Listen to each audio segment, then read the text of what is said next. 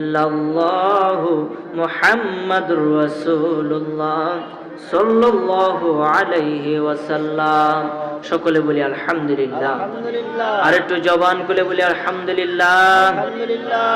শুকরিয়া সে মহান রব্বুল আলামিনের দরবারে, যিনি আপনাকে আমাকে আজকের এই আজিমুশান বরকতপূর্ণ নূরানি মাহফিলে আসার মতন, বসার মতন, আলোচনা শোনার মতন তৌফিক, ক্ষমতা, মন মানসিকতা পয়দা করে দিয়েছেন। এই জন্য বলি আলহামদুলিল্লাহ। আলহামদুলিল্লাহ। একটি কথা সবসময় মনে রাখবেন, ওয়াজ মাহফিল হলো ভাগ্যের ব্যাপার। যদি কেউ বেহেশতি হতে চায়, নবীজি বলছেন, যদি তোমরা কেউ বেহেশতে যাইতে চাও তাহলে দুনিয়ার বেহেশত থেকে একটু ঘুরে আসো।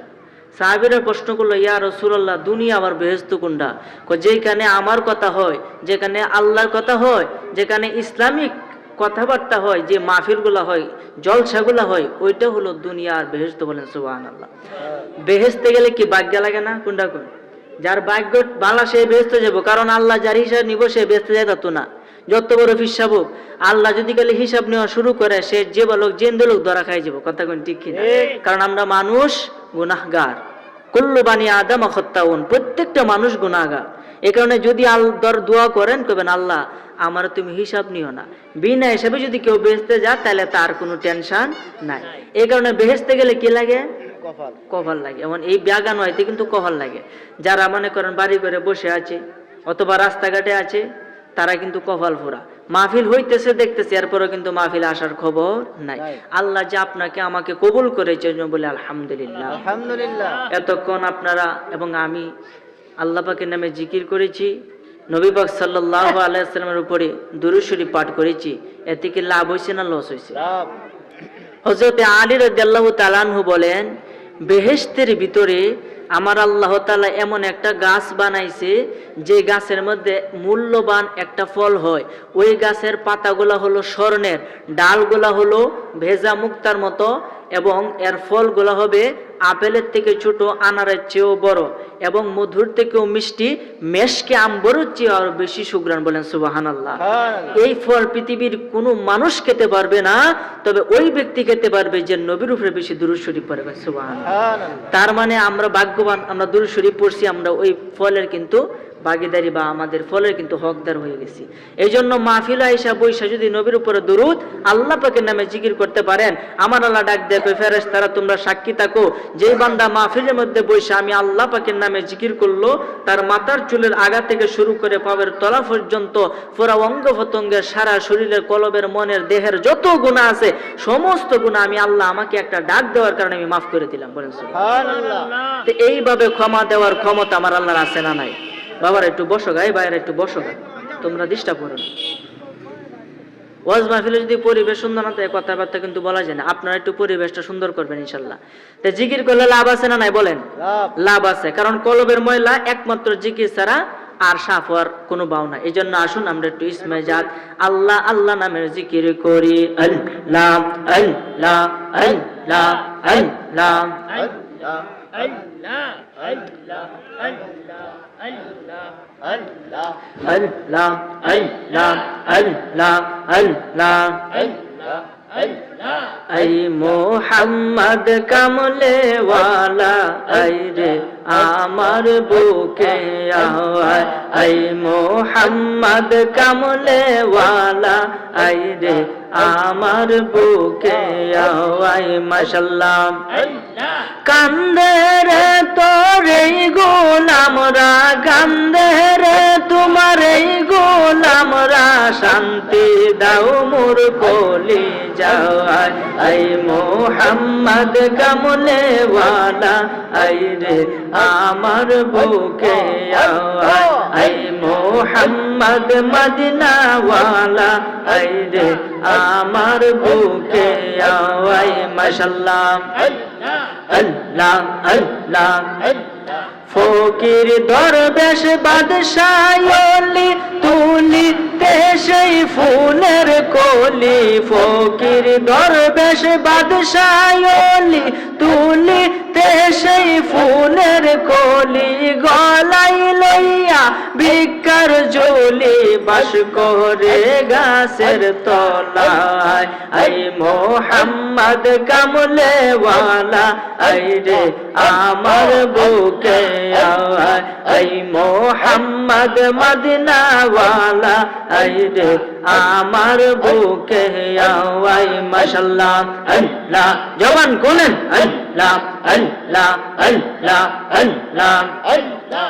আই বড় পীর আব্দুল কাদের, আই বড় পীর আব্দুল কাদের জিলানের জিলানি।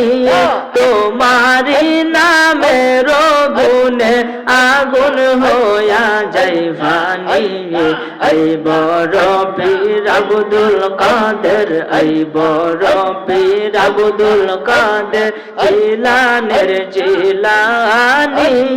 তোমারি নামের গুণে আগুন হইয়া যাই ফানি। আই বড় পীর আব্দুল কাদের আল্লাহ আল্লাহ আল্লাহ। জন্ম তোমার জিলানেতে তরিকা হই কাদিরিয়া। আবু সালে মুসা জঙ্গি তোমারি হলেন পিতা। উম্মুল খায়ের মা ফাতেমা, উম্মুল খায়ের মা ফাতেমা তোমারি হই জননী। তোমারি নামের গুণে আগুন হইয়া যাই ফানি। আই বড় পীর আব্দুল কাদের আল্লাহ আল্লাহ আল্লাহ আল্লাহ। মা জননী কোরআন পড়ে গর্বেতে রেখে সন্তান। 18 সিপারা কোরআন মুখস্থ করিয়া যান। মা জননী কোরআন পড়ে গর্বেতে রেখে সন্তান। 18 সিপারা কোরআন মুখস্থ করিয়া যান। মাই জানে না ছেলের খবর, মাই জানে না ছেলের খবর হইয়া গর্ভধারিণী। তোমারি নামের গুণে আগুন হইয়া যাই ফানি। আই বড় পীর আব্দুল কাদের আল্লাহ আল্লাহ আল্লাহ আল্লাহ। রমজানের ওই প্রথম দিনে তোমার শুভ জন্ম হয়। জন্ম হয়ে দুগ্ধ খাও না তাতে তোমার রোজা হয়। রমজানের ওই প্রথম দিনে তোমার শুভ জন্ম হয়। জন্ম হয়ে দুগ্ধ খাও না তাতে তোমার রোজা হয়। কেউ জানে না চাঁদের খবর, কেউ জানে না চাঁদের খবর জানে গাউসে সামদানি। তোমারি নামের গুণে আগুন হইয়া যাই ফানি। আই বড় পীর আব্দুল কাদের, আই বড় পীর আব্দুল কাদের জিলানের জিলানি। তোমারি নামের গুণে আগুন হইয়া যাই ফানি। আই বড় পীর আব্দুল কাদের মাশাআল্লাহ আল্লাহ ফানা ফানা আল্লাহ আল্লাহ আল্লাহ আল্লাহ আল্লাহ আল্লাহ আল্লাহ আল্লাহ আল্লাহ আল্লাহ আল্লাহ আল্লাহ আল্লাহ আল্লাহ আল্লাহ আল্লাহ। তোমরা কি বুঝাইবা আমার অন্তর ফইরা কইলা। ওরে তোমরা কি বুঝাইবা আমার অন্তর ফইরা কইলা। আমি জানি গো দয়ালের নামে আছে কত জ্বালায়া। আমি বুঝি গো দয়ালের নামে আছে কত জ্বালায়া। মাশাআল্লাহ আল্লাহ আল্লাহ উপরেতে দেখতে বালা ভিতর ফুইরা কইলা উপরেতে দেখতে বালা ভিতর ফুইরা কইলা মাশাআল্লাহ দয়ালের প্রেমে পইরা খলিলের অন্তর হই উজালায়া আমি জানি গো দয়ালের নামে আছে কত জালায়া আমি বুঝি গো দয়ালের নামে আছে কত জালায়া যা মাশাআল্লাহ আল্লাহ আল্লাহ আল্লাহ আল্লাহ আল্লাহ আল্লাহ আল্লাহ আল্লাহ আল্লাহ আল্লাহ আল্লাহ আল্লাহ আল্লাহ লা ইলাহা ইল্লাল্লাহু মুহাম্মাদুর রাসূলুল্লাহ সাল্লাল্লাহু আলাইহি ওয়াসাল্লাম। উচ্চ আওয়াজে বলে আলহামদুলিল্লাহ। আজকে মরহুমদের রুহের মাগফিরাত কামনায় ও ঘোনাপাড়া যুব সমাজের উদ্যোগে দ্বিতীয় বার্ষিকী ওয়াজ সোয়াব ও দোয়ার মাহফিল, আজকের বরকতপূর্ণ নূরানি মাহফিলের সম্মানিত সভাপতি হিসেবে যিনি শুভ আগমন করেছেন হাজী মোহাম্মদ ফজলুর রহমান, ভারপ্রাপ্ত সভাপতি আহলে সুন্নাত ওয়াল জামাত ও বিশিষ্ট সমাজ সেবক করিমগঞ্জ। আজকের মাহফিলে প্রধান মেহমান হাজী মোহাম্মদ মুসলিহ উদ্দিন সাহেব এবং বিশেষ মেহমান জননেতা হাজী আব্দুল কাইয়ুম সাহেব, দুইবারের সফল মেয়র করিমগঞ্জ পৌরসভা। বিশেষ অতিথি মোহাম্মদ দুলাল মিয়া ও মোহাম্মদ রেনু মিয়া সাহেব। এবং আজকের মাহফিলে যিনি সর্বশেষে আপনাদের নিয়ে মিলাদ কিয়াম করে আখির মোনাজাত করবেন আমার শ্রদ্ধাভাজন হযরতুল আল্লামা হযরত মাওলানা মোহাম্মদ আলিমউদ্দিন সিদ্দিকী সুন্নিয়াল কদরি সাহেব, খলিফা পাটদা দারুল রহমত সিদ্দিকিয়া দরবার শরীফ কিশোরগঞ্জ। এবং আজকের মাহফিলে যিনি প্রধান আকর্ষণ, যিনি আমার পরে আপনাদের সামনে আলোচনা পেশ করবেন, নবযুগের উদীয়মান তরুণ বক্তা ইসলামী আলোচক হযরত মাওলানা হাফেজ মোহাম্মদ কাউসার আহমেদ আরিফি সাহেব, সৈয়দপুর মোহাম্মদিয়া ফাজিল মাদ্রাসা নরসিংদী, বারাকাল্লাহু ফি হায়াতি, উচ্চারে বলেন আমিন।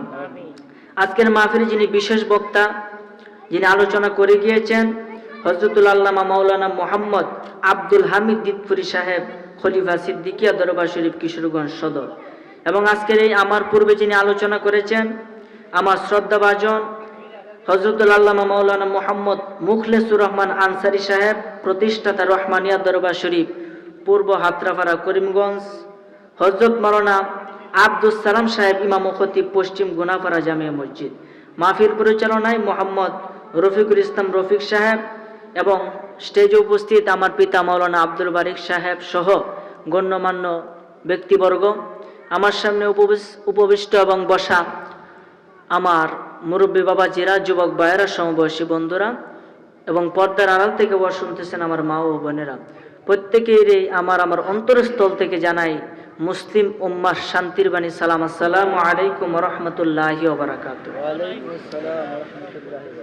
মূল কথা, আজকে আমাকে বিষয় দিয়েছেন কিয়ামতের আলামত সমূহ, যেটা আমাদের জানা খুবই দরকার। আমি যখনই শুনেছি আমার সাবজেক্ট কিয়ামতের আলামত, তখন আমি যেদিকে তাকাই এদিকে শুধু কিয়ামতের আলামত, ঠিক না বেঠি? যেদিকে তাকাই এদিকে শুধু কিয়ামতের আলামত। আরে কি কিয়ামতটা কি, আসলে কিভাবে কিয়ামত হবে, সিস্টেমটা কি, আপনি আমার জীবনে কি ঘটতে যাচ্ছে, এটা আমি আজকে আপনাদেরকে সুরে সুরে ছন্দে ছন্দে বলার চেষ্টা করবো ইনশাল্লাহ। আপনারা কি রাজি আছেন ইনশাল্লাহ? একটু ধৈর্য ধরে মনোযোগ সহকারে আমার কথাগুলো শুনবেন। তো বাহিরে যারা আছেন যদি বসতেন আমি অনেক খুশি হইতাম। দাঁড়ায় বসো না, আপনাদের জন্য কষ্টকর এবং দেখতে ওই যেমন কিরকম লাগে, এই কারণে কষ্ট করে যদি বসেন তাহলে ভালো হয়। একটু মনোযোগ দেন। আল্লাহ তাআলা আপনাকে আমাকে দুনিয়ার মধ্যে পাঠাইছে, বানাইছে, একটাই লক্ষ্য, একটাই উদ্দেশ্য, দুনিয়ার মধ্যে যেন আমরা স্বয়ং আল্লাহ পাকের ইবাদত করি এবং তার গুণকীর্তন করি, এটাই মূলত উদ্দেশ্য। এখন আমরা দুনিয়া পায়া আখিরাতকে গেছি একবারে বইলা, আসলে কি যে হবে আর কি যে হইতেছে এটা আমরা বুঝতেছি না। পাপকে আমরা এমন ভাবে আলিঙ্গন করতেছি যেন পাপকে আর পাপ মনে হয় না। রাসূলে পাক সাল্লাল্লাহু আলাইহি ওয়াসাল্লাম